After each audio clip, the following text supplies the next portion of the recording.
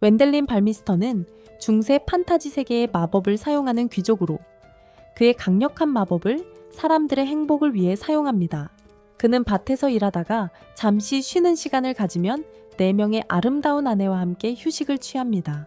모든 것은 10년 전 시작되었습니다. 그는 일본의 평범한 사무직 직원이었고 힘든 하루를 마치고 저녁을 먹다가 잠이 들었고 그 결과 많은 손님과 맛있는 음식이 있는 파티에서 6세 소년의 몸으로 다른 세계로 이동하게 되었습니다. 그는 이것이 단지 매우 현실적인 꿈이라고 생각하고 다시 지루하고 힘든 삶으로 돌아가려고 잠을 자려 했지만 한 남자가 그를 깨우고 파티 손님들 앞에 소개하러 데려갔습니다. 웬델리는 모든 어른들이 자신을 기괴하게 쳐다보는 앞에서 무엇을 말해야 할지 전혀 몰랐지만 그때 그의 형 에릭이 와서 그를 대신해 주었습니다. 에릭은 손님들에게 그 소년을 자신의 수줍은 동생 웬델린 발미스터 OAE이라고 소개했습니다. 웬델린은 자신이 귀족 가문의 막내 아들임을 알게 되었고 오늘은 그의 형 커트의 결혼식이었습니다. 그는 이 삶이 사치 속에서 즐겁게 지낼 것이라고 생각하며 행복했지만 다음 날 그는 자신의 가족이 집 없이 지낼 위험에 처해 있다는 사실을 알게 되었습니다. 그는 에릭과 확인하고 에릭은 그들이 손님들을 위해 좋은 파티를 열기 위해 수년간 돈을 모았다고 말하며 이제 그들은 원래의 생활 방식으로 돌아갔다고 전한다. 웬델린에게는 더 충격적인 소식이 기다리고 있었는데 그의 아버지가 피임에 실패하여 그가 2명의 이복 형제를 포함해 7명의 형이 있다는 사실을 알게 된다. 웰은 자신이 가난한 귀족의 8번째 아들이라는 사실에 충격을 받고 심지어 회사의 노예들보다도 더 적은 돈을 벌기 때문에 만성 우울증에 시달리게 된다. 어느 날 그는 에릭과 2형이 집을 떠나는 것을 발견하는데 장남인 커트가 결혼 후 모든 것을 상속받았기 때문이다. 그래서 나머지 형들은 귀족의 신분을 포기하고 직업을 찾아야 한다. 웰은 믿을 수 없지만 형들은 그가 성인이 되면 독립해야 한다고 말한다. 웰은 자신의 삶을 바꿀 방법을 찾기로 결심하고 어느 날 도서관에서 수정구슬과 함께 설명서 하나를 발견한다. 그는 그것이 자신의 마법 적성을 측정할 수 있다는 것을 배우지만 그는 그것이 농담이라고 생각한다. 1000명 중 단 1명만 마법을 사용할 수 있었고 웰은 운을 시험해 보기로 결심한다. 그는 자리에 앉아 몇 번 깊게 숨을 들이신 후 수정구슬에서 마법을 꺼내보려 한다. 처음에는 아무 일도 일어나지 않지만 포기하려던 순간 구슬이 프라이드 깃발로 변한다. 그는 자신이 마법사임을 깨닫고 충격을 받으며 이제 스승을 찾아야겠다고 생각한다. 마법에 관한 책을 찾으려 하지만 실패하고 아버지가 도서관에 오자 웰은 마법책이 있는지 묻지만 아버지가 문맹인 불황자임을 깨닫는다. 그날 늦게 밖에서 애니메이션에서 본 것을 흉내내어 마법을 부르려 하지만 실패한다. 그때 형편없는 미국 래퍼보다 더 많은 장신구를 착용한 남자가 나타나 웰에게 자신이 아까 그의 마법을 느꼈다고 말한다. 엄마가 낯선 사람을 조심하라고 가르쳐서 그는 막대기를 그에게 겨눈다. 완전한 차드처럼. 남자는 지팡이를 던지고 자신을 알프레드라는 마법사라고 소개한다. 그가 던진 지팡이는 도미노 효과를 일으키며 큰 바위가 거대한 멧돼지 위로 떨어지고 멧돼지는 분노하며 돌진한다. 웰은 무서워서 도망가고 싶어 하지만 마법사가 잡아채며 마법을 사용하라고 말한다.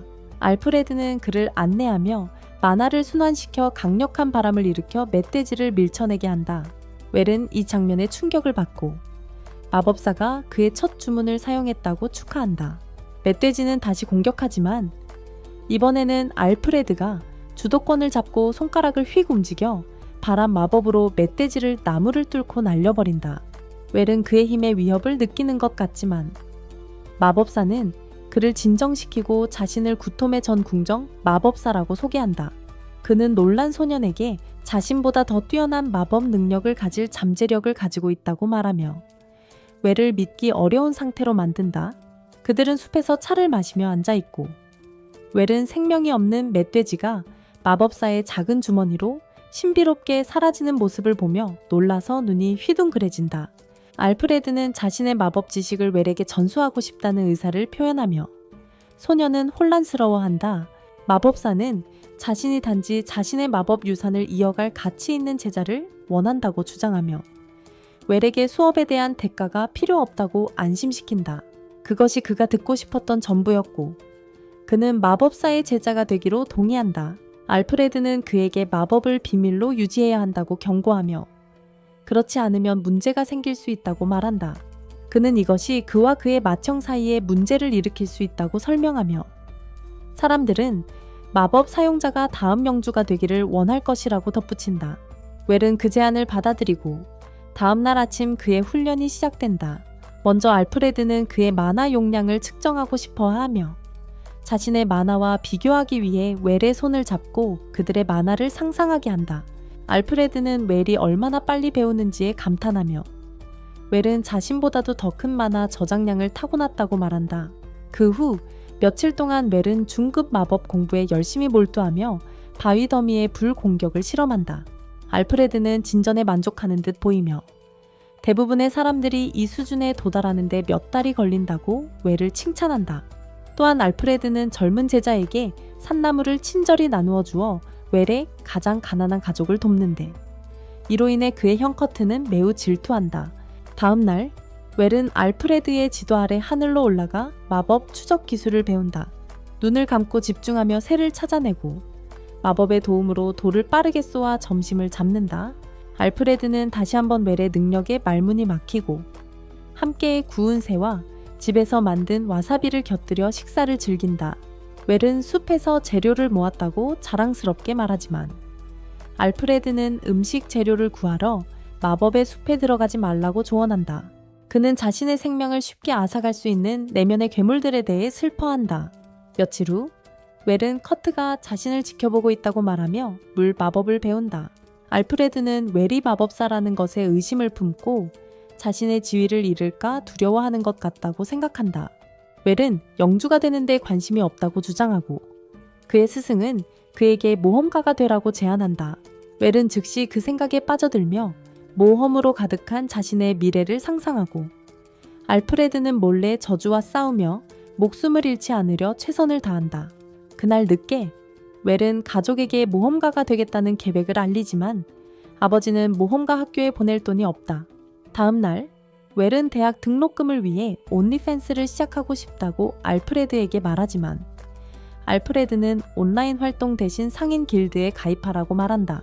그는 웰에게 일찍 일을 시작하라고 권하며 다른 도시로 빠르게 이동할 수 있도록 비행과 순간이동 같은 고급 마법을 가르친다. 그는 그에게 잊을 수 없는 경험을 선사하며 하늘로 데려가 넓은 세상이 그를 기다리고 있음을 보여줍니다. 그날 밤 알프레드는 자신의 저주가 점점 강해지고 있으며 남은 시간이 많지 않다는 것을 깨닫습니다. 그는 다음날 제자로서의 작별 인사를 하기로 결심하며 더 이상 그에게 배울 필요가 없다고 선언합니다. 이 소식에 웰은 충격을 받고 비행 마법 연습에 집중하지 못한 채 땅에 쓰러집니다. 그는 스승과 이렇게 빨리 헤어지고 싶지 않아서 그에게 곁에 있어 달라고 부탁합니다. 알프레드는 자신이 알고 있는 모든 것을 가르쳤다고 주장하며 그의 요청을 단호히 거절합니다. 그날 밤 웰은 저녁 식사 자리에서 오직 스승만을 생각하며 그 후에 아버지가 숲에서 목격된 지능이 높은 좀비인 속삭이는 언데드에 관한 소문을 전해줍니다. 속삭이는 언데드는 인간처럼 보이고 말을 완벽하게 할 수 있어서 평범한 사람과 구별하기 어려웠으며 유일한 차이점은 차가운 몸과 창백한 피부, 둔한 감각이었습니다. 이것은 매우 차갑고 창백한 피부에 반응이 느린 알프레드를 떠올리게 한다. 그는 주인을 찾으러 숲으로 날아가지만 균형을 잃고 주인을 찾기도 전에 넘어지고 만다. 알프레드가 그에게 다가오고 웰은 그가 죽었다는 사실을 아직도 믿지 못한다. 그는 숲에 있으면 위험하다고 주장하며 그를 집으로 데려가려 하지만 알프레드는 자신이 사람들이 말하는 지능형 좀비라고 학생에게 말하고 웰은 그 사실에 완전히 절망한다. 알프레드는 자신의 인생 이야기를 들려주며 5년 전 공작의 궁정 마법사였다고 말한다. 어느 날 공작의 장남이 치명적인 병에 걸리자 그는 희귀약초를 찾기 위해 군대를 모아 마법의 숲으로 들어갔다. 마법의 숲의 괴물들이 그들보다 수적으로 우세했고 알프레드는 그들과 맞설 수 있는 군대 내 유일한 강한 전사였다. 그는 괴물들과 싸우면서 공작과 병사들을 보호해야 했고 그들의 뒤를 감싸다 목숨을 잃었다. 알프레드는 자신이 차라리 죽어 있었어야 했다고 말하지만 후회가 그의 영혼을 떠나지 못하게 했고 그는 속삭이는 언데드가 되었다. 그의 유일하게 이루지 못한 소원은 자신의 마법을 이어받을 자격 있는 후계자를 찾는 것이었고 그 소원은 웰을 만났을 때 이루어졌다. 알프레드는 진실을 일찍 말하지 못한 것을 미안해하며 그가 무서워서 도망칠까봐 그랬다고 말한다. 그는 학생에게 마지막 시험을 내밀며 미쳐서 진짜 좀비가 되기 전에 성스러운 마법으로 자신을 정화해달라고 부탁한다. 웰은 눈물을 흘리며 스승을 놓아주지 않으려 한다. 하지만 알프레드는 자신의 몸이 썩어가고 있으며 시간이 얼마 남지 않았다고 보여준다. 웰은 그가 고통받는 모습을 보고 싶지 않아 성스러운 마법을 사용해 정화하기로 결심한다. 마법은 알프레드를 찌르지만 그의 욕구를 채우기에는 부족했고 그는 웰에게 더 열심히 해달라고 요구한다. 그는 지난 2주 동안 선생님과 함께한 시간을 떠올리며 향수에 젖어들고 모든 힘을 다해 마법 정화를 집중한다. 알프레드의 몸이 녹기 시작하고 그는 마지막 순간을 이용해 제자에게 감사 인사를 하며 앞으로 최선을 다하라고 말한다. 음은 오랫동안 선생님을 그리워하지만 눈물을 닦으며 기대에 부응하겠다고 맹세한다. 그는 계속해서 마법 연습에 매진하며 12살이 될 때까지 7년이 얼마나 빠르게 흘렀는지 깨닫지 못한다. 음은 드디어 가난한 집과 가족을 떠날 준비를 하고 모험가 아카데미에 입학하여 새로운 삶을 시작한다. 그는 아카데미에 도착해 많은 유망한 신입생들과 함께 장학금반에 입학한다. 모두가 자기소개를 하고 두 소녀 루이즈와 수잔이 주목받는다. 이들은 공작에게 봉사하는 저명한 무술가 가문 출신이기 때문이다. 음의 차례가 오자 그는 수년간 시골에 머무른 탓에 의사소통 능력이 떨어졌음을 깨닫고 자기소개를 하며 말을 더듬는다. 아무도 그에게 관심을 가지지 않는 것 같고 그는 여기서 친구를 사귀기 힘들 거라고 생각한다. 수업이 시작되고 강사는 모두에게 파티 등록서를 나눠준다. 그게 그들의 훈련 시작 방식이기 때문이다. 웰은 아무도 자신 같은 시골뜨기를 선택하지 않을 거라고 확신한다. 하지만 그는 모두가 자신을 반해서 유일 철인 최고 수준의 마법사로 과대평가하고 있다는 사실을 모른다. 점심시간에 부유한 두 소녀 루이즈와 수잔은 절친 어윈과 함께 마법사를 자기들 파티에 끌어들이자고 이야기한다. 그는 파티를 쉽게 이끌 수 있기 때문이다. 그들은 몸을 강화하는 마법을 쓸 수 있어 반에서 가장 강하다고 주장하며 자신들이 웰의 파티에 가장 적합하다고 생각한다. 다른 그룹들도 웰을 차지하려 하지만 아무도 그에게 다가갈 엄두를 내지 못한다. 그가 최상급이라 자신들보다 아래인 사람과는 대화하지 않을 거라 생각하기 때문이다. 다음 수업에서 선생님은 아르바이트를 원하는 학생들에게 사냥을 추천한다.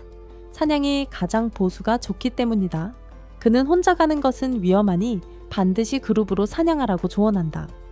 웰은 또다시 절망하는데 아무도 자신을 선택하지 않을 거라 확신하기 때문이다. 부유한 아이들은 어윈이 망상에 빠진 바보라서 웰이 자신들을 평가하기 위해 거리를 두고 있다고 생각해 그에게 다가가기를 긴장한다. 루이즈도 그 의견에 동의하며 사냥대회에서 1등을 해서 웰의 파티에 들어갈 자격을 갖추기로 결심한다. 그들은 반에서 가장 많은 사냥을 하고 웰에게 들어갈 좋은 기회가 있다고 생각하지만 웰이 상인 길드 접수원에게 산더미 같은 죽은 몬스터를 넘기자 그들은 충격의 말을 잇지 못한다. 더 비관적인 학생 중 한 명이 웰은 자신들과는 다른 차원에 있다며 그와 함께 하려는 것은 의미가 없다고 말한다. 모두 그의 말에 동의하고 웰과 함께 하려던 희망을 포기한 채 방을 떠난다. 웰은 상금으로 반 친구들을 저녁 식사에 초대해 친구를 사귈 계획이다. 가방을 받자마자 그는 돌아서서 반 친구들에게 함께 하자고 하지만 방은 내 DM만큼이나 텅 비어 있다. 부유한 아이들은 굴욕적인 패배에 좌절하며 웰과 파티를 하는 것을 포기하지 않으려 한다. 웰은 그들의 성공적인 미래를 위한 황금 티켓이기 때문이다. 그들은 웰에게 인정받기 위해 그보다 더 많은 사냥감을 잡으려 금지된 숲으로 향한다. 그들은 늑대 무리가 자신들을 둘러싸고 있다는 사실을 깨닫고 최선을 다했음에도 불구하고 부유한 아이들은 압도적인 수의 괴물들을 이길 수 없다.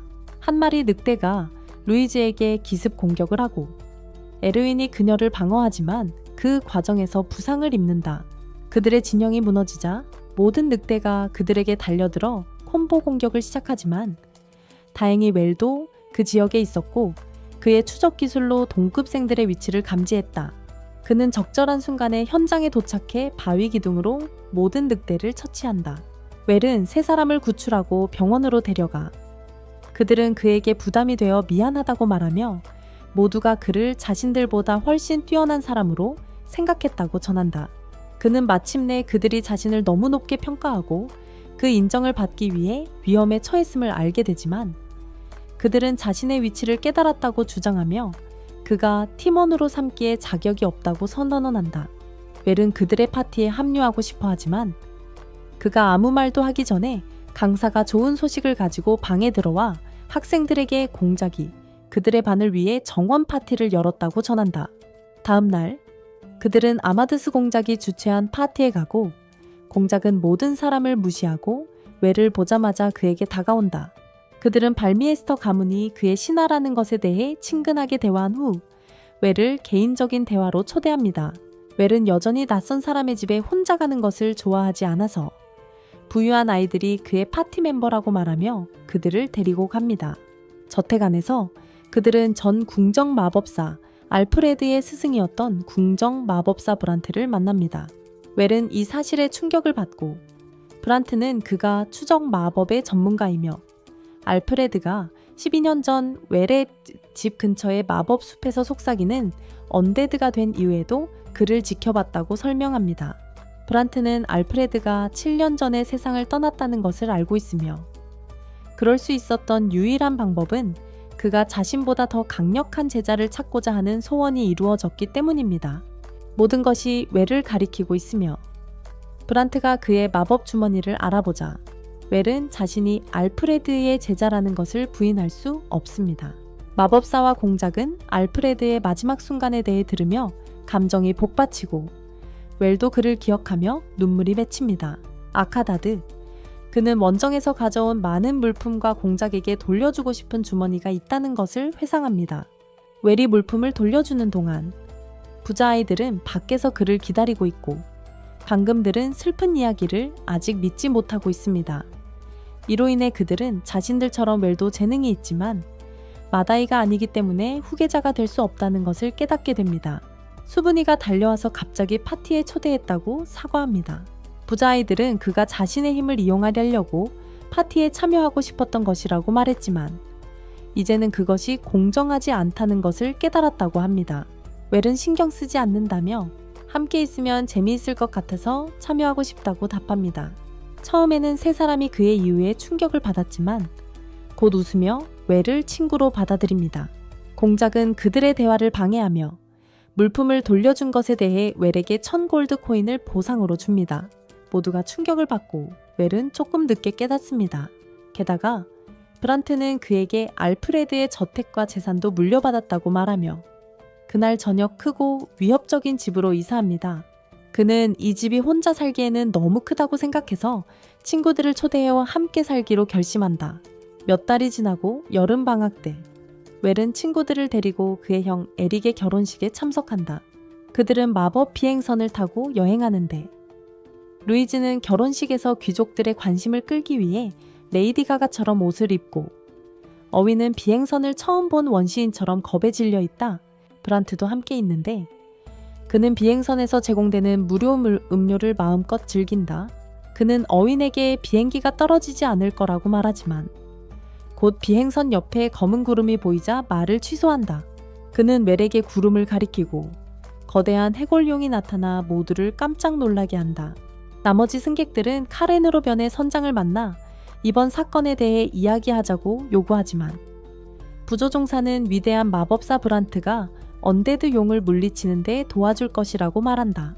브란트는 언데드는 성스러운 마법만이 정화할 수 있기 때문에 자신은 그런 재능이 없어 불가능하다고 말한다. 하지만 그는 신성한 마법을 사용하는 재능 있는 마법사를 알고 있다고 주장하며 웰에게 임무를 맡깁니다. 그는 긴장하면서도 드래곤과 싸우기로 동의하고 브란트는 배를 보호하기 위해 남아 있습니다. 웰은 드래곤에게 날아가 자신의 마법 장벽을 사용해 파괴적인 숨결로부터 자신을 보호하고, 브란트는 마법 장벽으로 배를 지킵니다. 웰은 신성한 마법을 충전하지만 드래곤은 그를 저지하기 위해 근접 공격으로 전환합니다. 웰은 드래곤의 공격을 피하고 영혼의 폭탄처럼 신성한 마법을 집중한 후 뼈 드래곤을 향해 던집니다. 그의 신성한 마법이 드래곤의 숨결을 밀어내고 드래곤을 타격합니다. 드래곤은 크리스마스 트리처럼 빛나고 정화 마법 때문에 고통으로 몸부림치며 남은 힘을 다해 웰을 공격하지만 웰은 공격을 피하고 막으며 마법이 드디어 작용해 드래곤이 영혼을 잃습니다. 웰의 뼈들이 무너지고 그것들을 붙잡고 있던 거대한 마법석도 풀어집니다. 배 안에서 프란트가 웰에게 마법 주머니에 드래곤 뼈를 모으라고 손짓으로 신호를 보낸다. 그는 뼈와 매혹적인 붉은 마법 돌도 함께 모은다.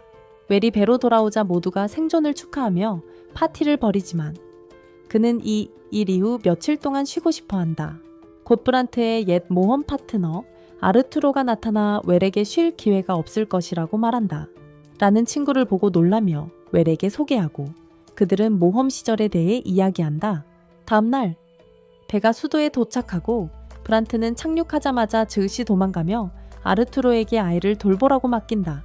곧 기사단이 도착하고 그들의 대장이 웰에게 드래곤을 처치해준 것에 감사하며 왕이 그를 소환했으니 궁전으로 함께 가자고 요청한다. 그의 친구들은 그를 버리고 형의 집으로 가고 웰은 아르투로와 함께 궁전으로 간다. 그는 용을 처치한 영웅으로 성대한 환영을 받지만 귀족들은 그가 주목받는 것에 불만을 품고 있다. 왕은 그를 반갑게 맞이하며 해골용을 물리친 것을 칭찬하고 쌍용 훈장을 수여한다. 또한 그는 그에게 남작의 칭호를 부여하여 귀족으로 만들어주고 웰은 아르투로가 이전에 가르쳐준 서약을 암송한다. 이후 왕은 웰에게 모든 용의 뼈와 마법석을 구매하고 장군과 총리가 그에 대한 적정 가격에 대해 논쟁을 벌인다. 장군은 웰에게 더 높은 보상을 주고 싶어 하지만 총리는 그럴 예산이 없다고 불평한다. 그들의 논쟁이 격화되기 전에 교황이 개입하고 보상은 150천 전 골드코인으로 결정된다. 그날 저녁 그들은 보상을 받은 후 궁전에서 돌아오고 창무술가가 웰을 감동시키기 위해 길거리 공연을 한다. 경비원들이 그를 끌고 가고 아르투로는 웰에게 그런 바보들에게 익숙해지라고 말한다. 그들은 계속해서 그를 찾아올 것이다. 그는 그에게 딸을 그에게 밀어붙이려는 귀족들에 대해 경고하고 웰은 그런 일이 일어나기를 원하지 않는다. 다음 날 그는 마침내 에릭의 결혼식에 도착하고 그와 함께 집을 떠났던 두 형제도 함께 있다. 그들은 커트가 신부와 신랑을 위해 아무 선물도 보내지 않았다고 불평하며 이렇게 가면 그들의 가족이 손님들 앞에서 나빠 보일 것이라고 한다. 웰은 선물을 직접 사기로 결심하고 귀족이 되는 것은 돈이 아니라 과시하는 것이라는 것을 깨닫는다. 하지만 그는 가장 좋아하는 형이 결혼하게 되어 기쁘다. 다음 날 교황이 웰을 집으로 초대하고 그는 200금화의 기부금을 가지고 그를 방문한다. 교황은 그의 사업 감각에 감명을 받고 즉시 웰과 친해지며 예쁜 소녀가 차를 가지고 들어오자 종교와 세례에 대해 이야기한다. 교황은 그 소녀를 그의 손녀 엘리제라고 소개하고 웰은 그녀를 보고 그녀가 마법을 사용할 수 있다는 것을 알 수 있다. 교황은 앨리스가 성스러운 치유 마법을 사용할 수 있다고 말하며 그녀가 교회에서 가난한 이들을 자주 도와주기 때문에 성인으로 추앙받고 있다고 합니다. 앨리스는 수녀를 꿈꾸는 수련생이지만 할아버지는 그녀가 교회에 들어가는 것을 원하지 않으며 적합한 신랑을 찾기를 원합니다. 그는 그녀의 아름다움이 소년들 사이의 치열한 경쟁을 불러일으킬 것이라고 농담하며 자신도 그들과 함께할 수도 있다고 합니다. 그는 계속해서 농담의 웃음을 터뜨리지만 곧 다른 사람들은 그것이 웃기지 않다는 것을 깨닫습니다. 그러나 교황은 그의 말을 그대로 받아들이며 그녀의 할아버지로서 그를 약혼자로 받아들이겠다고 말합니다. 웰은 말을 잇지 못하고 그녀를 만난 지 단 1분 만에 약혼하게 된 것을 깨닫고 더 이상 돌아갈 수 없다는 것을 알게 됩니다. 그가 집에 돌아오자 친구들은 그가 세례를 받고 돌아와 약혼했다는 소식을 듣고 광대처럼 차려입힙니다. 그들은 또한 앨리스가 훌륭한 아내감이라고 생각하며 웰은 이 세계에는 로맨틱한 결혼이라는 개념이 없다는 것을 알게 되고 결정되기 전에 그녀를 볼 수 있었다는 것에 운이 좋았다고 생각합니다. 그의 새 형수는 그의 화장을 마무리하고 웰은 완전히 우스꽝스러운 모습으로 밖으로 나가서 사람들이 그를 잘 나가는 귀족으로 알아보지 못하게 한다. 웰은 에르윈과 함께하고 에르윈은 그의 미래 아내에 대해 계속해서 친구를 놀린다. 웰은 엘리제가 자신에 대해 정말 어떻게 생각하는지 궁금해한다. 나중에 그들은 시장에 가고 창에 열광하는 사람이 그의 변장을 통해 웰을 알아본다. 그는 그 자리에서 자신의 창 기술을 뽐내기 시작하고 모두가 웰의 관심을 끌고 그의 하인이 되기 위해 나선다. 그는 집으로 순간이동하고 광대 같은 복장을 벗는다. 에르윈과 에릭은 그에게 원치 않는 후보들을 막을 수 있는 하인을 구하라고 한다. 에르윈은 자신을 고용할 수 있다고 제안하고 웰은 그 아이디어를 좋아해 즉시 친구를 하인으로 고용한다. 친구는 방금 일어난 일을 믿을 수 없다. 웰은 자세히 설명할 필요 없이 곧바로 약혼녀를 보러 간다. 하지만 그녀의 할아버지의 창밖으로 순간 이동한다. 그는 떨어져서 노인교황이 사무실로 돌아갈 때까지 그곳에 머무르고 곧 엘리제가 그를 발견하고 그녀를 데리고 옥상으로 가서 사적으로 이야기한다. 그는 긴장하며 그녀에게 약혼에 대해 어떻게 느꼈는지 묻고 앨리스는 영웅 용사와의 아내가 되어 행복하다고 답한다. 그것만으로도 충분했고 그는 약혼녀와 소중한 시간을 보낸다. 집으로 돌아오자 어윈은 자신의 파티에서 유일하게 직업이 있기 때문에 거만해졌고 루이즈와 수잔에게 자신이 웰에게 그들을 후배로 고용해 달라고 부탁할 것이라고 으스대며 명령한다. 그 소녀들은 그에게 지배당하며 살기 싫어하고 어떻게든 그보다 위에 설 방법을 찾고 싶어한다. 바로 그때 그들은 에릭의 아내와 달콤하게 사랑을 나누는 모습을 보고 루이즈는 자신들도 웰의 아내가 되어야 한다고 제안한다. 만약 그가 여러 명의 아내를 가질 수 없다면 그의 측실이 되겠다는 것이다. 수잔도 그 생각에 동의하며 두 소녀는 부유한 남자와 결혼한 후 일하지 않아도 되는 멋진 미래를 축하하기 시작한다. 웰이 돌아오자 그들은 환상적인 행진을 벌이고 있는데 루이즈는 멍청한 포트나이트 춤을 추며 그를 유혹하려 하지만 그는 짜증이 나서 방을 떠난다. 그녀는 포기하지 않고 밤새 더 열심히 준비하지만 수잔은 수줍음이 많아 그녀를 따라잡지 못한다. 밖은 그들의 창문 바뀌고 그가 폴크의 집사로부터 저녁 초대를 받는 어색한 대화를 들을 수 있어요. 다음 날 저녁, 그는 폴크의 저택에 가서 엘리제와 함께 고급스러운 개인 저녁 식사를 하지만 둘 다 어색하고 할 말이 없어요. 웰은 식사를 끝내자마자 떠나고 싶어 하지만 집사는 첫 데이트에 여자와 쇼핑을 가라고 제안해요. 그는 약혼 반지를 사러 갔고 웰은 너무 비싼 보석이 가득한 가게에 있게 되어 엘리제는 그에게 너무 많은 돈을 쓰지 말라고 말하지만 단순한 반지가 웰의 눈에 띄고 그는 그것을 약혼자에게 선물하려고 계획해요. 그가 그것이 300골드 코인에 달하는 마법 반지라는 것을 알게 되었을 때 애플이 만든 것인지 궁금해하지만 엘리제 앞에서 멋지게 행동해야 해서 흥정을 하지 않고 반지를 사요. 그들은 마차에 다시 타고 엘리제는 그의 선택을 칭찬하며 그가 그것을 고르기 전에 마법 반지에 대해 알았던 것 같다고 말하고 그는 그냥 그녀에게 예쁘게 보이기를 바랐다고 답해요. 그녀는 감탄하며 웰은 솔직하게 말하는데 사람들이 그를 영웅이라고 부를 때 부담을 느끼고 기대에 부응해야 하지만 그녀와 함께 있을 때는 자신인 것 같다고 해요. 그는 반지에 자신의 마법 힘을 충전하기로 결심하고 반지가 빛나기 시작하며 마차 안에 디스코 기사가 나타난다. 웰의 미소를 보고 엘리제는 설레는 마음을 감추지 못한다. 그 후 며칠이 흘렀고 루이즈와 수잔은 에르윈과 함께 웰을 유혹할 계획을 논의하고 있는데 엘리제는 미래의 남편을 만나러 온다. 그는 지금은 없다는 것을 알게 되는데 왕이 그를 임무에 소환했기 때문이다. 왕은 웰에게 용을 잡으라고 명령하고 임무의 규모에 충격을 받은 그는 상사의 명령을 거부할 수 없다. 기사단장은 웰과 브란트에게 토지 개발 계획을 설명하지만 그 땅을 얻기 위해서는 토착용과 몬스터를 제거해야 한다. 용의 숨결에 맞설 수 있는 건 강력한 마법사뿐이기 때문에 웰과 브란트는 이 임무의 세 번째 팀원과 함께 참여하게 되는데 그 팀원은 멋진 모호크 머리를 한 근육질 전사다.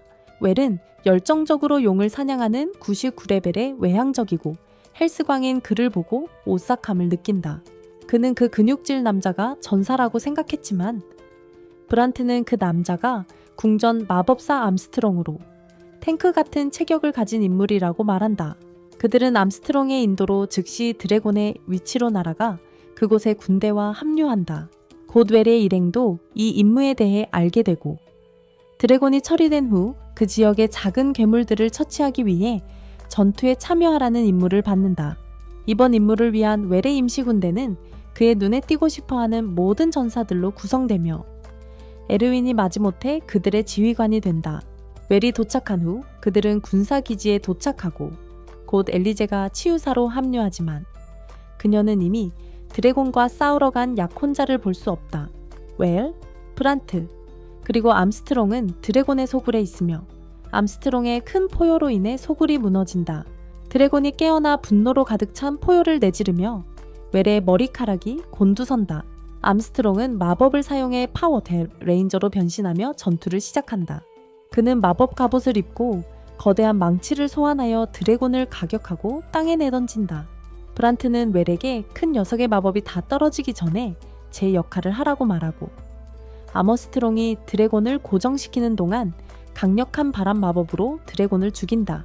웰은 드래곤의 시체를 전리품으로 챙기지만 브란트는 드래곤이 쓰러진 지금 압도적인 수의 몬스터들이 통제불능 상태가 될 테니 긴장을 늦출 수 없다고 말한다. 양쪽에서 몬스터들과의 전투가 시작되고 웰의 군대 사람들은 심하게 부상을 입는다. 앨리스는 하루 종일 부상당한 병사들을 치료하느라 정신없이 뛰어다니고 마법이 다 떨어지자 반지에 저장된 힘을 사용한다. 그녀는 병사들로부터 약혼자의 영웅담을 듣고 그것이 그녀의 동기부여가 된다. 새벽에 전령이 도착해 전투가 마침내 끝났고 모든 몬스터가 죽었다고 알리지만 다른 한 남자가 웰이 부상당했다고 말한다. 앨리스는 걱정하며 그를 보러 달려가지만 그는 전혀 괜찮아서 그녀는 너무 기뻐서 기절한다. 그녀는 나중에 나무 그늘 아래에서 웰 옆에 누워 깨어나고 웰도 그녀가 병사들을 돌보고 용기를 준 이야기를 들었다. 앨리스가 웰에게 자신이 얼마나 걱정했는지 말하는 감동적인 순간이 있고 그때 암스트롱이 그들에게 달려와 앨리스를 들어올리며 놀란 웰에게 그녀가 그의 조카라고 말합니다. 임무가 성공한 후 웰은 남작으로 승진하고 또 하나의 드래곤 슬레이어 메달을 받습니다. 왕이 그에게 수도로 이사하라고 명령했고 그는 짐을 싸고 있는 중인데 앨리스가 그와 함께 하겠다고 선언하며 나타납니다. 루이즈와 수잔은 웰의 첩이 되려는 계획의 나쁜 소식이라고 생각하며 이제 그를 유혹하기가 힘들 것이라고 생각합니다. 그들은 앨리스가 그들과 웰이 이미 약혼했다고 생각하고 있다는 것을 전혀 몰랐지만 웰은 그들 사이에 그런 일이 없다고 분명히 합니다. 그는 기회를 잡아 그녀에게 만약 측근이 생긴다면 어떻게 느낄지 묻고 앨리스는 이것이 귀족 사회에서는 전혀 정상적인 일이라고 말합니다. 루이즈와 수잔은 더 좋은 기회를 찾지 못할 것이라는 것을 알고 웰과 결혼하겠다고 선언하며 앨리스가 그에게 허락을 주자 그는 자신의 하렘을 확장합니다. 몇 달 후 웰의 또 다른 형이 결혼을 하고 결혼식에서 에리기 수도에서 3년마다 열리는 무술 대회에 대해 웰에게 이야기합니다. 웰은 토너먼트에 마법사 카테고리가 없기 때문에 관심이 없지만 그의 형들은 그가 귀족으로서 참가해야 한다고 말합니다. 웰은 검객으로 등록하고 마법을 사용해 자신의 몸을 강화하겠다고 하지만 그것도 허용되지 않는다는 것을 알게 됩니다. 그는 실망하지만 형들이 계속 주장하므로 검술 부문에 참가하기로 결정합니다. 그의 친구들도 브란트에게서 토너먼트에 대해 듣고 가족의 명예를 위해 참가하라고 권유받습니다. 루이스와 수잔은 평소처럼 몸을 강화하기 위해 마법을 사용할 수 없다는 것을 알고 즉시 훈련을 시작하지만 에르윈은 안정된 직업이 있어 여유를 부립니다. 브란트는 그가 쓸모없으면 웰이 그를 파티에서 쫓아내고 가신으로 해고할 수 있다고 경고하고 에르윈은 의심에 휩싸입니다. 밤에 웰은 모두에게 엘리제가 힐러로 그들의 파티에 합류하고 싶어 한다고 말하며 토너먼트의 현 챔피언이 다른 사람들에게 기회를 주기 위해 참가하지 않는다고 언급합니다. 에르윈은 그런 경우에 자신이 대회를 이길 수 있다고 생각하고 본격적으로 훈련을 시작합니다. 다음날 아침, 에르윈은 훈련 중 모두를 뒤로하고 떠나고 웰은 그룹에서 가장 약한 사람이다.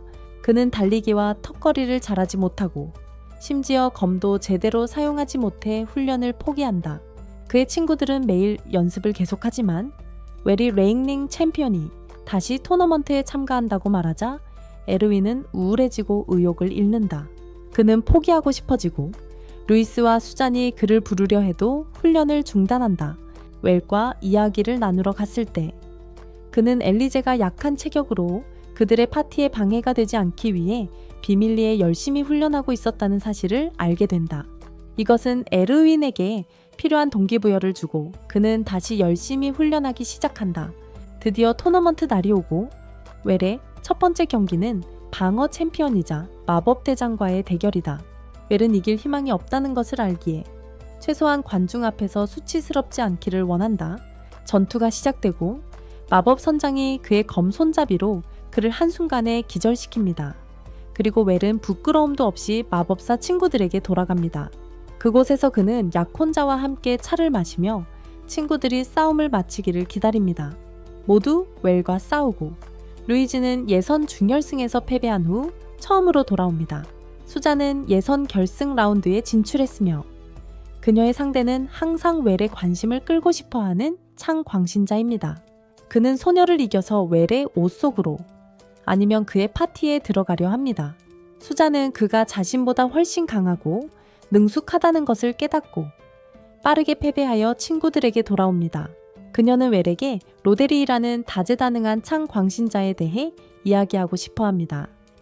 그는 웰에게 매우 도움이 될 수 있습니다. 하지만 웰은 지금 잠을 자고 있습니다. 어젯밤 리스트가 그를 많이 잠 못 자게 했기 때문입니다. 한편 에르윈은 결승에 진출했지만 중결승에서 팔을 다쳤고 결승 상대는 야간 대장이다. 그가 대기실에서 치료를 받는 동안 의사는 그의 건강을 위해 포기하라고 하지만 그는 파티에서 쫓겨나는 것을 원하지 않는다. 그의 친구들도 함께 있고 그들은 웰이 보낸 도시락을 건네준다. 이는 그들이 잘 되기를 바라는 웰의 마음이다. 웰이 자신이 지더라도 쫓아내지 않을 것이라는 것을 깨닫고 에르윈은 친구의 명예를 위해 싸우기로 결심한다. 그는 분명히 지지만 그의 실력은 야간 대장을 감명시키고 대장은 그와 수잔을 자신의 제자로 삼기로 결정한다. 나중에 웰과 루이즈도 무술을 가르쳐줄 멘토를 찾고 웰은 그를 황량한 지역으로 안내하면서 불길한 기분을 느낀다. 그곳에서 웰의 두려움이 현실이 되며 그들의 멘토가 그의 오랜 친구 암스트롱이라는 것을 알게 된다. 암스트롱은 기본 훈련을 잘 따라온다면 원펀맨처럼 강하게 만들어주겠다고 약속한다. 순식간에 3년이 지나고 이제 웰은 15세가 되어 성인이 되었다. 그는 마침내 친구들과 함께 모험가로서의 삶을 시작할 수 있게 되었고 3년 만에 처음으로 재미있는 일을 할 생각에 신이 났다. 오늘 이전까지 그는 왕의 모든 요청에 응해야 하는 무소속 귀족에 불과했으며 이제 드디어 자유를 누릴 수 있을 것이라고 생각한다. 바로 그때 브랜드가 모험가 길드의 명령을 가지고 그들에게 다가와 고대 던전을 탐험하는 임무를 부여받았다고 말한다.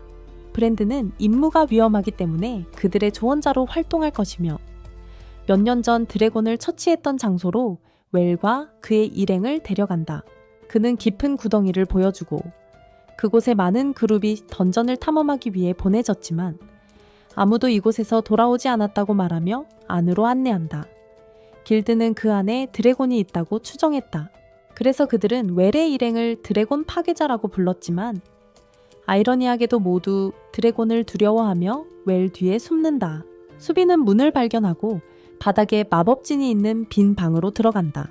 브랜드는 이 방에 뭔가 잘못되었다는 것을 깨닫고 모두에게 도망치라고 하지만 그들이 움직이기 전에 문이 자동으로 닫힌다.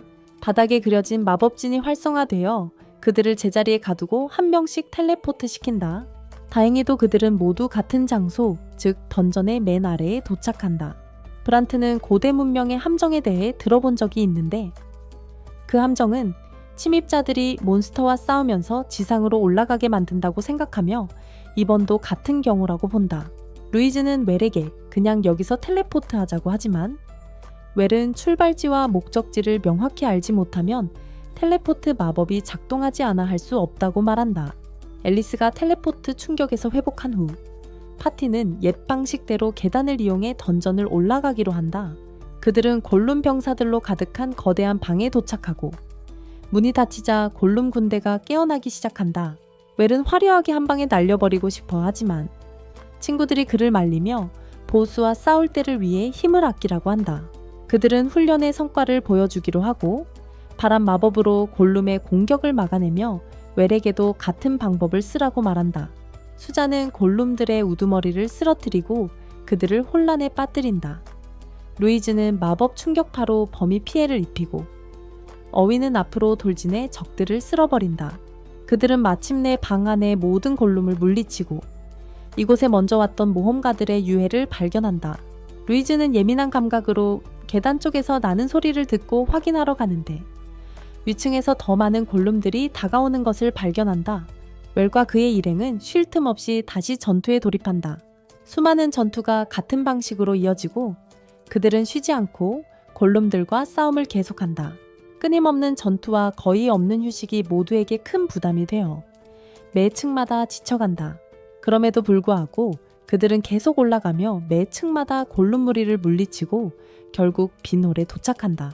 던전을 클리어했다고 생각하며 기뻐하지만 브렌트가 홀 중앙에 거대한 기계용을 발견하고 모두에게 경고하는 순간 용이 깨어난다. 드래곤이 그의 숨결로 그들을 공격하지만 브란트가 마법 장벽으로 막고 웰이 그를 지원합니다.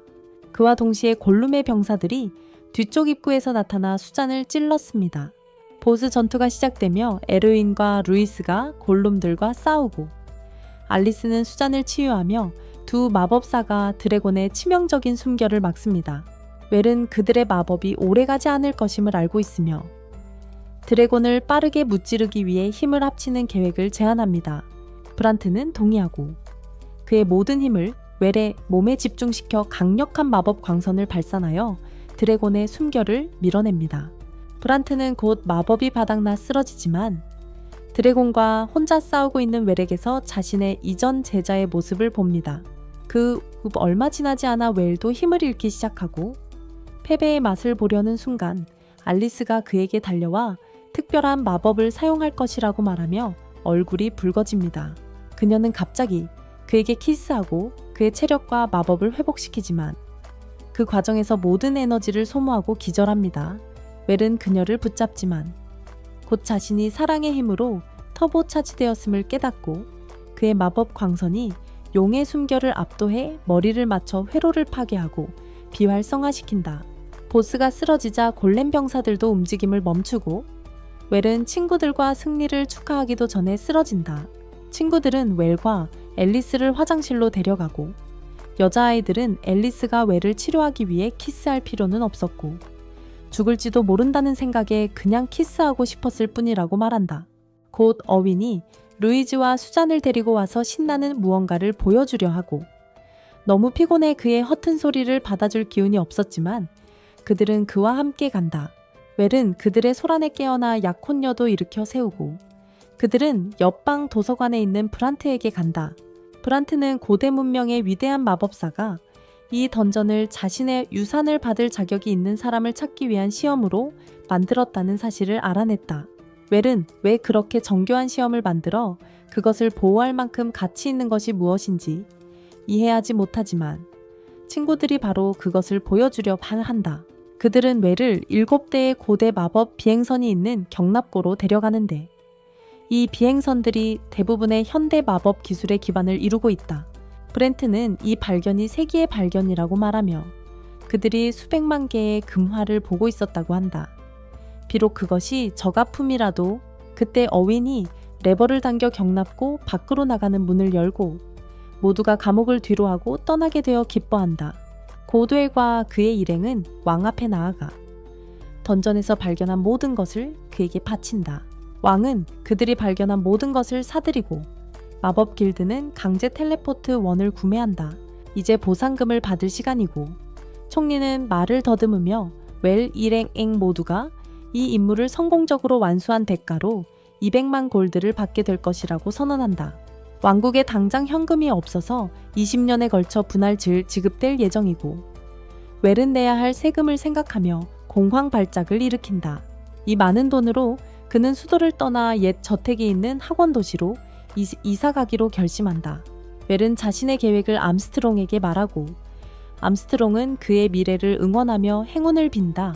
그는 또한 던전을 탐험하는 동안 사람들이 수도에서 그의 죽음에 관한 소문을 퍼뜨리고 있다고 그에게 말한다. 웰은 이 이야기를 처음 듣고 왜 그런 소문을 퍼뜨리는 사람이 있냐고 묻는다. 암스트롱은 자신이 너무 빨리 부자가 되면서 성공에 시달리고 있다고 말하며 이제 사람들이 그를 질투한다고 한다. 웰의 컷 친구들은 대부분 사람들이 드래곤 슬레이어 파티원인 그들을 질투하며 보상 때문에 상황이 더 심각해질까 걱정한다고 동의한다. 그들 중 누구도 돈과 관련된 번거로움을 원하지 않아서 수자는 모험가 길드 규칙서를 꺼내어 그들이 임무 보상금을 재분배할 수 있다고 말한다. 루이와 어윈도 그녀의 의견에 동의하며 자신들의 몫을 나누기로 한다. 레이스는 자신이 받은 보상으로 무엇을 할 계획인지 말하며 자신이 가진 모든 것은 미래의 남편에게 속한다고 한다. 그렇게 해서 웰은 지금 1천만 골드 코인을 손에 넣었고 앞으로 더 많은 사람들이 그를 질투할 것이라고 생각한다. 웰의 안전한 귀환 소식이 이 소문을 시작한 귀족 러커에게 전해진다. 그는 소년이 던전에서 돌아왔지만 그의 적들이 이제 당열하여 그를 더 직접적으로 해칠 수 있다고 생각한다. 며칠 후 웰은 친구들과 함께 차를 즐기고 있을 때 창밖에서 누군가를 발견한다. 그는 자신을 노리는 도둑이나 암살자가 있을까 두려워한다. 그래서 그는 아카데미 도시로 이사할 때 자신의 저택을 보호할 경비원을 고용하기로 결정한다. 그의 친구들도 이 아이디어를 좋아하며 경비원은 웰에게 강하고 충성스럽고 일을 잘 관리할 수 있는 사람이어야 한다고 말한다. 그런 자질을 가진 사람은 한 명만 떠오른다. 수자는 웰에게 창에 미친 로드릭을 고용해야 한다고 말하고 웰은 충격을 받지만 친구로 남아있던 세월이 지난 후 그가 여전히 함께 일하고 싶어 하는지 확인하기로 한다. 그는 로드릭을 집으로 초대하고 그가 자신들의 가신으로 함께할 의향이 있는지 묻고 로드릭은 이 날이 올 것이라고는 전혀 예상하지 못했기에 눈물을 흘린다. 스토커가 여전히 집 주변에 있고 그녀가 케이크를 먹는 모습을 보고 침을 흘리기 시작하자 모두가 그녀를 알아차립니다. 루이즈와 로드릭이 그녀를 잡으려 하고 에르윈은 웰을 위험으로부터 보호하기 위해 그의 얼굴을 아래로 눕힙니다. 하지만 그 소녀는 너무 빨라서 그들을 피해 도망칩니다. 로드릭은 그녀가 웰의 죽음에 대한 소문을 퍼뜨린 같은 남자들에 의해 보내졌다고 말하며 이 문제를 조사할 허락을 요청합니다. 그는 또한 웰의 안전을 위해 즉시 수도를 떠날 것을 권고하지만 웰은 여기서 더 해야 할 일이 있습니다. 다음 날 그는 자신의 일행과 함께 마법 길드 연구소로 가는데 그곳에서 던전에서 발견한 마법 텔레포트 원을 사용하여 사용자가 생각하는 어떤 것이든 소환할 수 있는 장치로 개조했다는 소식을 들었기 때문입니다. 에르윈은 이 기계가 속옷 도둑의 최대 꿈이라고 말하고 루이즈와 수잔이 그를 때립니다. 웰은 그들의 소란을 무시하고 마법 원안에 서서 그것을 시험해보며 자신이 원하는 것을 상상합니다. 마법원이 작동하기 시작하고 그가 상상한 것이 나타나는데 그것은 연구소 보조원의 속옷으로 그녀가 웰을 때리고 그것을 빼앗아 갑니다. 웰의 여자들은 그가 순진한 마음을 타락시킨 것으로 어윈을 탓한다. 어윈은 책임을 인정하고 진정한 후 웰은 다시 한번 시도하며 여자들은 만일의 경우를 대비해 옷을 꼭 잡는다. 그러나 이번에는 성공하여 원하는 것을 딱 잡아내고 실험실 밖으로 손수레에 실어 가져간다. 그곳에는 스토커도 있었는데 그녀는 마차 안에서 먹을 만한 냄새를 맡고 있다가 웰이 그룹을 집으로 순간이동시키기 전에 냄새를 맡는다. 그녀는 웰을 따라 그의 집까지 간다. 웰은 이전에 수도를 떠나기 전에 도와준 사람들을 위해 파티를 열고 있다. 모두가 음식과 음료를 즐기는 가운데 웰은 최신 요리인 간장 참치회를 내놓으며 마법 도구를 사용해 물고기를 잡았다고 말한다. 손님들은 생선을 날것으로 먹는 것에 의심을 품지만 웰이 강하게 주장하자 한 입 먹어보고 맛있다고 느낀다. 모두가 생선을 즐기는 모습을 보자 스토커는 침이 고이고 참지 못하고 몸을 가누기 힘들어한다. 그때 로더릭이 임무를 마치고 돌아와 웰에게 알렸다. 총리의 형인 러커가 소문 뒤에 있었다고. 로더릭은 러커가 형을 추월해서 총리가 되려고 했으며 이를 위해 총리와 가까운 사람들을 해치려고 했다고 믿는다. 그는 심지어 웰의 가족에게 자신이 죽었다는 소식을 전하는 메시지를 보내기도 했으며 커트의 자녀들이 그의 칭호와 재산을 물려받아 영원히 그에게 빚을 지게 하려고 했다. 웰은 그 악당에 대해 무언가 해야 한다고 생각하지만 로더릭은 이미 그를 속여 러커가 웰을 감옥에서 죽이려고 공모했다는 가짜 소문을 퍼뜨렸고 지금은 왕이 그를 신문하려 한다고 했다. 웰은 이게 좀 너무 심하다고 말했지만 로더릭은 그를 쫓아가는 데 개인적인 이유가 있다고 했다. 러커는 로더릭의 사생아 아버지로 그를 임신한 후 인정하지 않던 사람이다.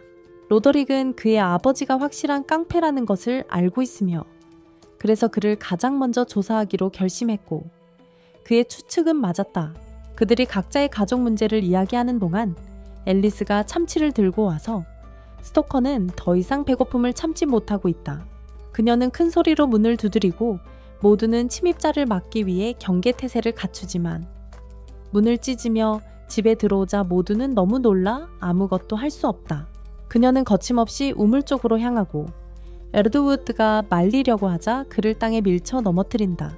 다시 우물 쪽으로 달려가자 그는 그녀가 자신을 노리고 있다고 두려워서 몸을 움찔하지만 그녀는 단지 참치 접시를 집어들고 먹기 시작한다.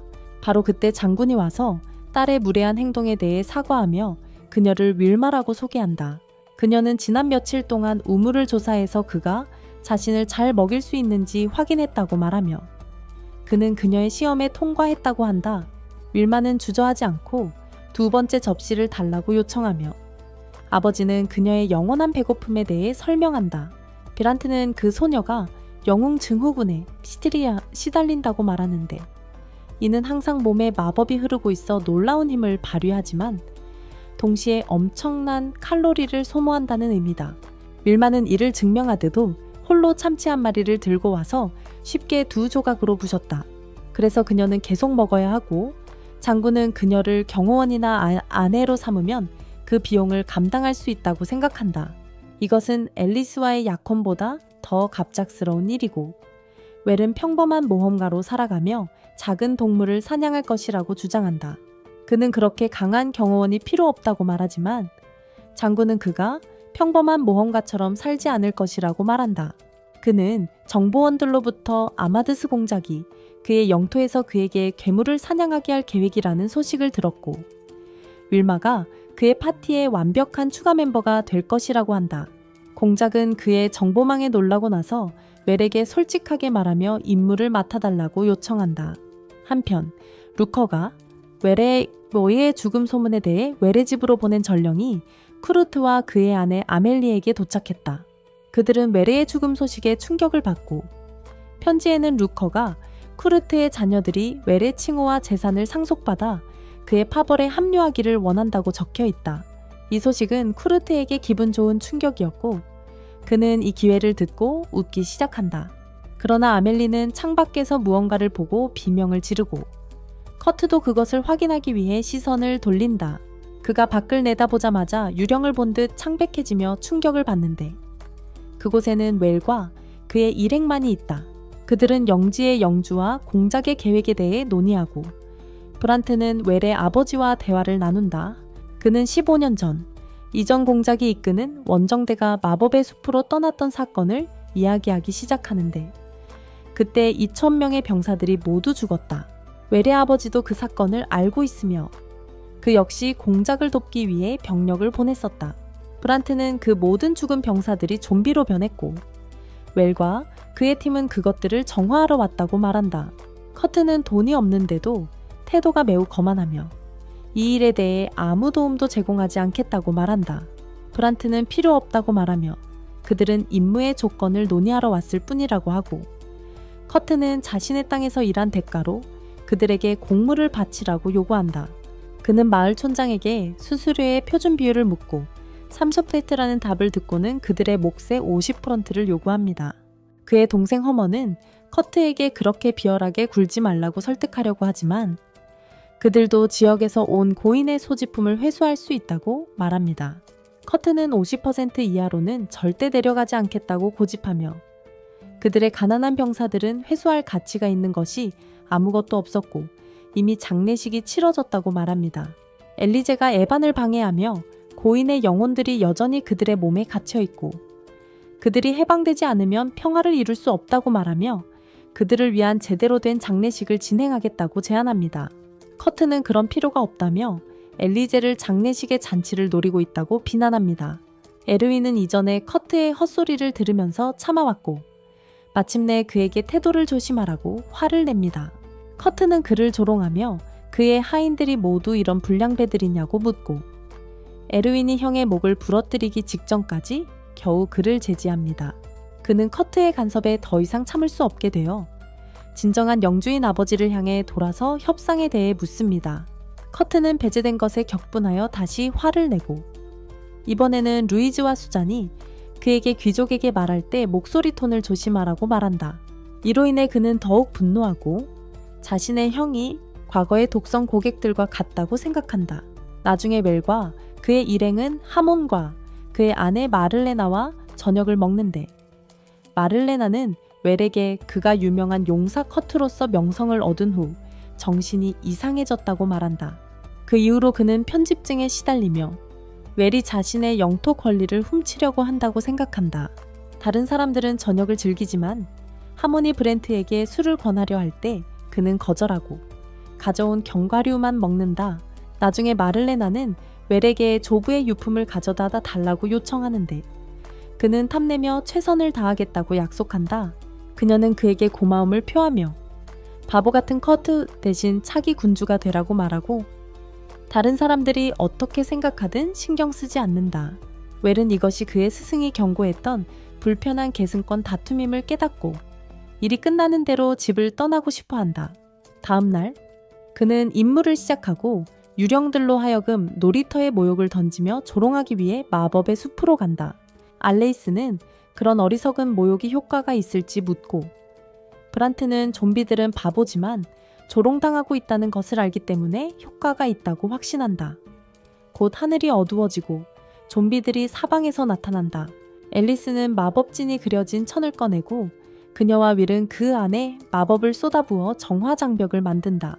그들은 최대한 넓게 만들고 좀비들이 장벽에 닿자마자 정화되어 그들의 몸은 사라지고 갑옷만 남는다. 어윈은 그들이 아무런 행동도 하지 못하고 있다고 불평하고 브란트는 그와 다른 모두에게 갑옷을 회수하라고 말한다. 지금 그들의 유일한 역할이기 때문이다. 곧 언데드 군대의 리더인 전공작이 직접 나타나고 그는 쉽게 정화된다. 윌은 모두 끝났냐고 묻지만 윌만은 마를렌의 할아버지가 아직 남아있다고 상기시킨다. 그들은 그를 기다린다. 갑자기 좀비 와이번이 하늘에서 그들을 공격하고 루이스가 아무것도 모르는 어윈을 구해내고 윌만은 괴물 앞에 서 있다. 그녀는 거대한 도끼로 공격해서 머리를 자르고 목이 잘린 후 괴물이 정화됩니다. 용불이 지나간 후 언데드 멧돼지 몬스터들도 공격해오고 일부 큰 몬스터들은 정화 마법에 저항하여 보호막 안으로 들어오며 윌 일행에게 할 일이 생깁니다. 그들은 몬스터를 물리쳐 정화시키고 잠시 후 모든 좀비들이 처리됩니다. 모두가 지쳐있지만 웰과 앨리스가 보호막을 제거하고 마지막 인간 좀비가 그곳에 나타납니다. 웰은 그의 갑옷에서 마를레인의 할아버지임을 알 수 있습니다. 그는 앨리스와 함께 그를 처리하러 가지만 좀비가 말을 걸며 손녀에 대해 묻습니다. 모두 충격에 빠지고 브렌트는 그 좀비가 리치로 진화했다고 말합니다. 하지만 웰이 노인에게 그의 손녀가 남편과 행복하게 살고 있다고 말하자 그는 만족하며 검을 내려놓습니다.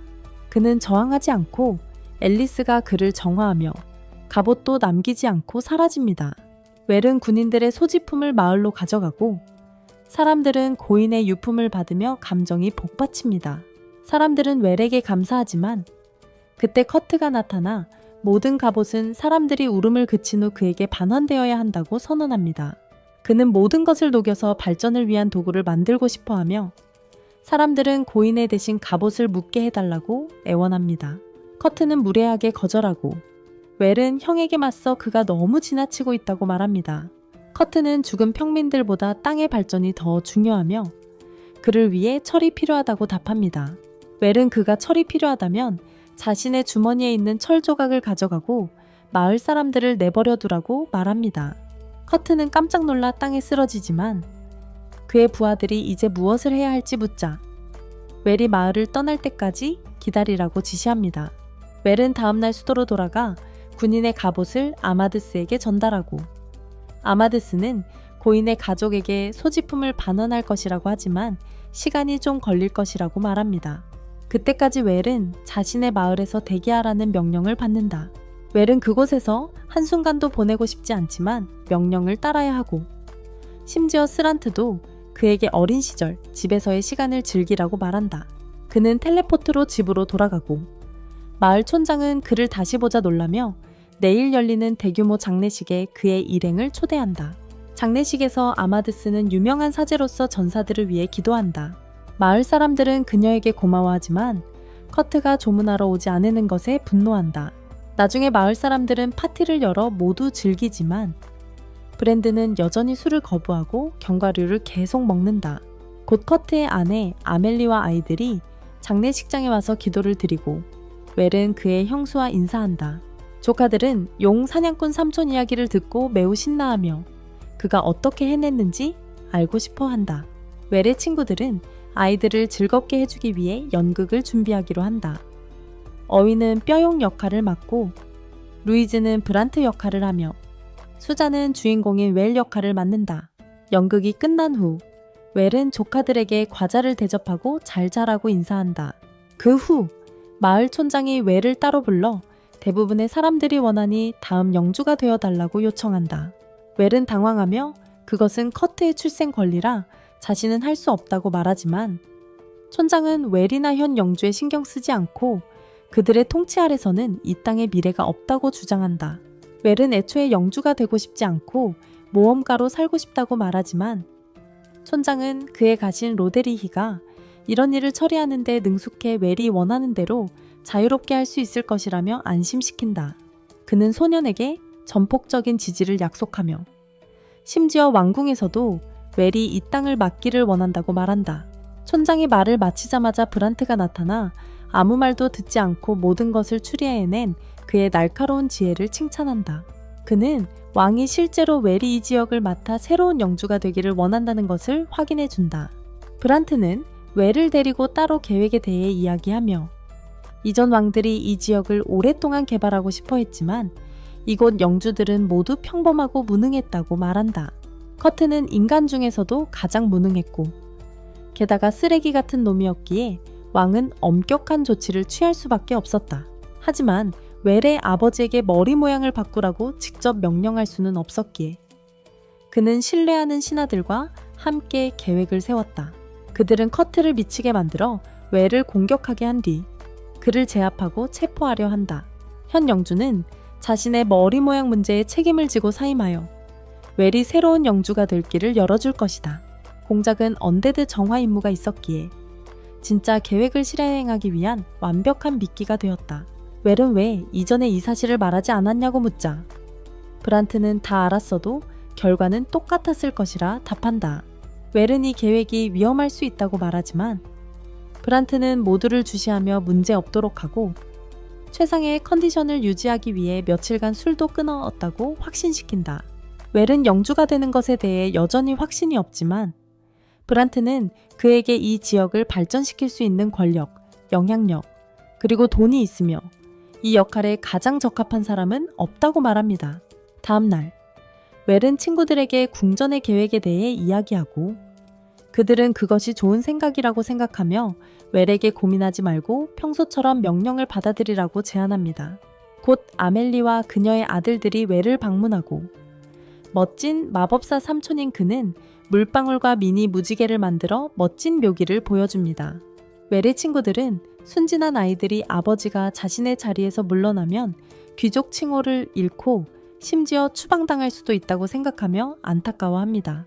밤에 웰과 그의 친구들은 헤르만과 함께 저녁을 먹고 있을 때 밖에서 사람들의 외치는 소리를 듣고 현재의 영주에게 웰을 후계자로 지명해달라고 요청하는 불만족한 마을 주민들을 발견합니다.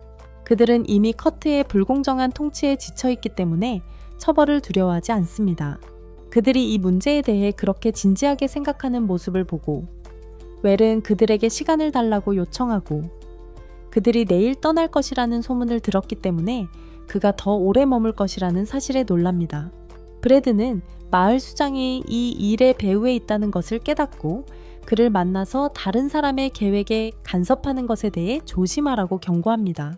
그는 촌장이 잘못된 일을 하고 있지 않다고 주장하지만 궁전은 누구도 자유롭게 행동하는 것을 좋아하지 않는다. 촌장은 경고에 감사하지만 이미 자신의 마을을 위해 좋은 일을 하기로 결심했으며 떠나기 전에 브란트에게 아멜리에 대해 조심하라고 말한다. 브란트가 저택으로 돌아가자 웰은 커트가 그의 자리에서 해임된 후의 운명을 궁금해하고 있다. 그는 그가 추방당할 것만 생각할 수 있지만 브란트는 궁전이 그가 이야기를 할 수 있도록 살려두지 않을 것이라고 말한다. 노엘은 형이 죽는 것을 보고 싶지 않아서 걱정하고 다음날 아침 그와 이야기하러 간다. 그는 커트에게 거래를 제안하며 그가 영주가 되었을 때 땅을 좀 달라고 요청하고 그 대가로 그의 영토를 개발할 자금을 주겠다고 약속한다. 웰은 이것이 윈윈 솔루션이라고 말하며 자신이 원하는 개발되지 않은 땅을 지도에 표시한다. 커트는 분노하며 지도를 찢어버리며 웰이 교활하게 자신의 자리를 차지하려 한다고 비난한다. 웰은 그런 의도가 없다고 말하며 불만이 커지고 있음을 경고하지만 커트는 화가 나서 즉시 나가라고 말합니다. 방 밖에서 웰은 아멜리와 그녀의 아들들을 만나고 아멜리는 그와 밖에서 이야기하고 싶어 합니다. 웰은 모두를 위해 해피엔딩을 원했지만 이제 어떻게 해야 할지 모르겠다고 말합니다. 아멜리는 자신은 오직 아이들만 걱정하며 그들이 안전하고 행복하기를 원한다고 답하고 그래서 웰에게 가까이 다가갔다고 말합니다. 그녀의 남편에게는 미래가 없기 때문입니다. 아멜리는 웰에게 의붓아버지가 되는 것에 대해 어떻게 생각하는지 묻고 웰은 이미 충분히 많은 여성들이 있다고 대답합니다. 커트와 아멜리와의 만남은 그가 무엇을 해야 할지 불확실하게 만들지만 웰은 자신의 딜레마에 대한 독특한 해결책을 생각해냅니다. 그는 친구들과 함께 마요네즈를 만들면서 모든 것을 고려한 끝에 영주가 되기로 결정했다고 말하지만 궁에서 정해진 대본을 따르지는 않을 것이라고 합니다. 그는 누구도 죽게 하지 않겠다고 결심하고 이를 위해 친구들의 도움이 필요하다고 말하며 그들은 항상 그의 곁에 있겠다고 약속합니다. 다음 날 웰과 그의 친구들은 마을의 미니마켓을 열어 수도에서만 구할 수 있는 마요네즈와 각종 고급 의류, 물품들을 판매한다. 사람들은 주변 가게들보다 훨씬 좋은 물건들 때문에 그들의 가게로 몰려들고 커트의 부하들은 손님들이 뺏기는 것을 보고 분노한다. 그들은 커트에게 도움을 청하러 가지만 커트는 분노만 터뜨릴 뿐 웰 같은 마법 세계는 속수무책이다. 부하들이 회의 후 패너 홈즈를 떠나자 웰은 그들 앞에 순간이동해 나타나고 친구들이 사방에서 그들을 애워싼다. 다음 날 커트는 그의 지지자들이 그의 형이 수도로 유급 휴가를 미끼로 매수해 데려갔고 그 제안을 받아들여 커트를 버렸다는 사실을 알게 된다.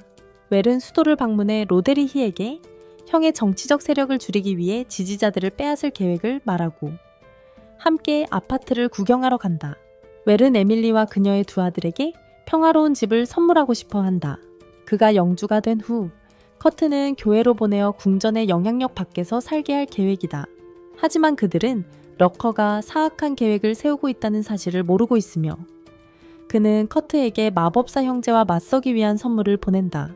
러커의 전령은 빗속에서 혼자 있는 커트를 발견하고 웰이 그의 하인들을 모두 사들인 후 살인을 생각하며 고민하는 모습을 본다. 그는 그에게 자신의 주님이 보낸 선물을 건네며 그것이 용의 플루트라는 전설적인 아이템으로 마법사 형제를 죽이는데 도움을 줄 수 있다고 말한다. 커트는 왜 러커가 이렇게 귀중한 것을 주는지 궁금해하며 그가 개발되지 않은 땅에 대한 권리를 원한다는 사실을 알게 된다. 목표가 일치하는 것을 보고 커트는 제안을 받아들이고 숲으로 향한다. 그곳에는 이미 웰과 그의 일행이 기다리고 있다. 렌트는 커트가 혼자서 그들을 찾고 있다는 것을 감지하고 그에게 자신감을 주는 무언가를 손에 넣었다는 의미임을 안다. 웰은 형제와 맞서기로 결심하고 이 만남이 우연인 척 행동한다. 하지만 커트는 이미 그의 수행원들이 덤불 속에 숨어 있다는 것을 알고 있으며 그들을 불러낸다. 웰을 이유 없이 모욕하며 점점 미친 사람처럼 행동하기 시작한다. 아무리 대단해도 그는 8번째 아들이기 때문에 땅을 상속받을 수 없다고 말한다. 그러자 커트는 루커에게서 받은 용의 피리를 보여주며 누군가 움직이기만 해도 불겠다고 위협한다. 란트는 용의 피리를 알아본다. 그것은 전설적인 아이템으로 용의 군대를 소환할 수 있으며 그들 그룹조차 한꺼번에 그렇게 많은 용을 상대할 수 없다고 확신한다. 웰의 친구들은 커트에게 어리석다고 말하며 용이 여기 오면 자신도 죽을 거라고 하지만 그는 피리 사용자에게는 용들이 해를 끼치지 않는다며 웃는다. 웰은 그에게 사람들과 가족을 생각하게 하려 하지만 그는 그들을 배신자라고 부른다. 자신의 아내와 자식조차 신경 쓰지 않으며 웰을 죽이고 그의 모든 돈을 빼앗으면 금광을 캐려는 자들이 끊이지 않을 거라고 말한다. 웰은 형이 구제불능의 쓰레기임을 깨닫고 공격하려 한다. 하지만 커트가 피리를 불겠다고 위협하자 움찔하고 커트는 천재 마법사가 겁먹는 모습을 보는 것이 세상에서 가장 즐거운 광경이라고 비웃는다. 그는 후계자가 되려다 모두의 죽음이 자신의 책임이 될 거라고 말한 뒤 플루트를 입에 댄다. 브란트가 커트를 기습 공격하지만 플루트가 이를 막고 커트는 승리를 확신하며 미소 짓는다. 커트가 플루트를 불자 하늘이 어두워지고 땅에서 유령들이 나와 그를 애워싸지만 용의 기척은 없다. 웰은 여전히 형을 돕고 싶어 하지만 윌마가 불안한 기운을 느끼며 가까이 가지 못하게 막는다. 앨리스도 유령들이 위협으로 가득 차 있음을 깨닫고 브란트는 커트가 용의 플루트가 아닌 위협의 플루트를 불었다는 것을 알게 된다. 그는 평범한 사람이 어떻게 전설의 아이템을 가질 수 있는지 의아해했고 플루트를 보낸 사람에게 속았던 것이다. 아기의 플루트는 주변에서 유령을 불러내어 사용자에게 강력한 언데드를 만들어 적을 자살 공격으로 무찌르게 한다. 이 말을 들은 웰은 형이 죽을까 걱정하지만 커트는 이미 유령에게 빙의된 상태다. 그의 아기는 그들과 결합되어 그가 모든 것을 빼앗아간 웰에게 분노를 폭발시킨다. 유령들이 그의 주변에 모여들며 그의 시야는 빨갛게 물들고 그를 집어삼켜 거대한 괴물로 만든다. 웰은 핵심의 형이 있는 거대한 괴물에 겁먹고 브렌트는 그에게 성스러운 마법으로 빨리 물리치라고 말한다. 그러나 웰은 공포에 사로잡혀 움직일 수 없고 앨리스는 괴물의 주먹을 막아 그를 지킨다. 그녀는 괴물을 정화하고 싶어 하지만 그녀의 마법으로는 그것을 이길 힘이 없다. 그녀의 고통을 본 웰은 마침내 현실로 돌아와 그녀를 지지한다.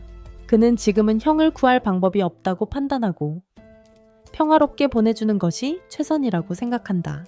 그 역시 성스러운 마법을 사용하여 거대한 언데드 괴물을 정화하는 힘을 높인다. 강렬한 빛의 섬광이 괴물을 산산조각 내고 커트를 태운 중앙 캡슐이 날아가 멀리서 폭발한다. 위협의 피리가 떨어지지만 커트의 악에 가득한 영혼은 그를 속인 남자를 찾기 위해 수도로 날아간다. 그곳에서 러커는 커트가 이미 웰을 죽였을 거라 생각하며 파티를 열고 곧 개발되지 않는 모든 토지를 손에 넣을 것이라 기대한다. 그의 동맹들은 훌륭한 계획이라 칭찬하고 러커는 커트가 아직 시골 바보일 뿐이라 완전히 믿을 수는 없다고 말한다. 바로 그때 커트의 악령이 방 창문을 깨고 들어와 러커에게 복수한다. 다음날 웰은 수도로 가서 범죄 현장 밖에서 로데리힐을 만난다. 그는 어젯밤 학살이 있었고 커트의 영혼이 러커와 그의 파티에 참석한 모든 손님들을 죽였다는 사실을 알게 된다. 총 12명의 귀족과 그 가족 전체가 파티에 있었고 이제 모두 죽었다. 교회의 사제들이 이미 커트의 아기를 정화했지만 그 소식은 모두에게 전해졌다. 로데리히는 웰에게 이제 모두가 커트의 범죄를 알고 있으니 아멜리가 수도에 머무르는 것은 위험하다고 말한다. 사람들은 범죄자의 가족이라는 이유로 그들을 미워할 것이고 웰이 주고 싶어하는 평화로운 삶은 여기서 불가능할 것이다. 웰은 그들을 다른 곳으로 옮겨야 한다는 것을 깨닫고 처형을 위해 더 많은 일을 해주지 못하는 자신이 안타깝다. 나중에 그는 암스트롱과 브란트를 만나 헤르만이 당분간 아멜리와 그녀의 아들들을 가족과 함께 두기로 결정했다고 전한다. 웰은 이 상황이 귀족들이 그림자에 숨어 다른 사람들을 체스말처럼 이기적으로 이용했기 때문에 생긴 일이라고 말한다. 그는 러커와 왕측 귀족들을 저주하며 모두 쓰레기라고 말하지만 브란트는 그가 귀족 자신이니 거울을 보고 자신에게 그렇게 말하라고 한다. 그 말에 웰은 상처받고 여러 날 동안 죄책감에 시달린다. 하지만 앨리스는 무언가가 아멜리를 먹고 있다는 것을 눈치챕니다. 그는 그녀와 그것에 대해 이야기하고 그녀는 아무것도 그의 잘못이 아니라고 위로합니다. 그의 말은 그를 기운나게 하고 그는 다른 귀족들처럼 굴지 않고 자신의 백성을 돌보는 좋은 귀족이 되기로 결심합니다. 앨리스는 자신이 항상 불가능한 기준을 이루기 위해 너무 무리한다고 말하지만 그녀와 그의 다른 친구들은 항상 그를 지지할 것이라고 합니다. 곧 웰은 집에서 모든 일이 정리된 후 왕을 만나러 갑니다. 왕은 그의 영토의 불안을 신속하게 해결한 것에 대해 칭찬하며 그에게 땅을 주겠다고 합니다. 그는 그 모든 땅을 개발하는 것이 큰 일이었기 때문에 다른 것도 보상하고 싶다고 하며 그에게 필요한 것이 있는지 묻습니다. 웰은 망설임 없이 왕의 제안을 받아들입니다. 그는 루커와 그의 친구들이 죽은 사고에서 12개의 귀족 가문이 끝났고 이제 그들의 칭호는 비어있다고 말한다. 비록 그 칭호를 수여할 권한은 왕만이 가지고 있지만 웰은 땅을 개발하는 대가로 자신이 선택한 사람에게 2개의 칭호를 줄 권리를 원한다. 이 말을 듣자마자 총리, 장군, 심지어 사제까지도 웰의 의견에 반대한다. 그들은 그런 요청을 하는 것은 무례하다고 말하며 즉시 철회하라고 한다. 장군은 심지어 웰이 그 광대한 땅을 돌볼 자격이 없다고까지 말하며 그 절반은 그에게서 빼앗아야 한다고 한다. 총리는 장군이 단지 자신의 파벌에 속한 사람에게 주고 싶어하는 것뿐이라고 주장하지만 웰처럼 강한 마법력을 가진 사람만이 그것을 개발할 수 있다고 말한다. 교황도 자신의 의견을 내놓으며 그들은 말다툼을 시작하고 곧 아미디우스 공작도 토론에 참여하여 공개적으로 웰을 지지한다. 모든 사람들이 이기적인 요구를 하는 것을 보고 암스트롱은 그들을 제지하며 웰에게 요청을 철회하라고 말한다. 그는 왕에게 땅의 절반을 달라고 요청하며 마법을 사용해 개발하겠다고 한다. 왕은 그가 수도에 있어야 한다며 거절하고 웰이 혼자서 개발을 맡을 수 있다고 말한다. 영토 개발이 무엇보다 우선이라며 그를 위해 웰에게 요청한 것을 주겠다고 한다. 왕이 이렇게 선언하자 암스트롱은 웰에게 윙크를 보내는데 자신 편이었고 다른 사람들도 모두 연기 중이었다. 왕은 그들을 현장에서 발견하지만 그래도 웰에게 2개의 자기를 수여할 권리를 주고 백작으로 승진시킨다. 웰은 보상을 받고 집으로 돌아와 아이들이 자라면 자신이 가진 귀족 자기를 물려주겠다고 아멜리에게 말한다. 그녀는 고마워도 하며 의붓아버지가 되라는 제안은 여전히 유효하지만 그는 관심이 없다고 알린다. 곧 웰은 마법을 이용해 영토 개발에 바빠지고 에르빈과 로데리히가 현장에서 그의 조수가 된다. 웰은 한 지역의 바위를 치운 후 휴식을 취하고 싶지만 로데리히는 그에게 또 다른 지역을 치우고 교회를 위해 바위를 더 폭파하라고 합니다. 웰은 교황이 그에게 왕에게 한 터무니없는 요청을 도와주는 대가로 이곳에 교회를 세울 것이라는 사실을 알게 됩니다. 뿐만 아니라 공작, 장군, 그리고 총리도 웰의 영토에 휴양지를 세울 계획을 가지고 있습니다. 하지만 웰은 이 장소를 그들에게 주지 않을 것이며 여기에서 간장 공장을 세울 계획입니다. 이후 앨리스가 그를 차 마시러 부르러 오지만 웰이 그녀와 함께 가기 전에 루이즈와 암스트롱이 그를 주간 훈련에 데려갑니다. 것, 윌마, 수잔, 그리고 브란트도 숲에서 발견한 거대한 바나나를 가지고 돌아오고 윌마는 웰에게 바나나 브레드를 만들어 달라고 합니다. 수잔도 그에게 심부름을 부탁하고 로데리히는 그가 일을 마치기 전에는 어디에도 가지 않기를 원합니다. 모두가 그를 둘러싸고 요청을 쏟아내자 웰은 무엇을 해야 할지 혼란스러워하며 모든 것을 무시하고 집에 가서 모두와 함께 점심을 먹습니다. 이것은 그가 이전 생에서 먹지 못했던 같은 요리이고 드디어 그것을 즐기게 되었어요. 윌마는 가난한 귀족의 8번째 아들로서의 삶이 생각보다 나쁘지 않았다고 생각하게 되었어요.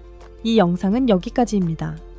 좋아요와 구독 잊지 말고 눌러주세요.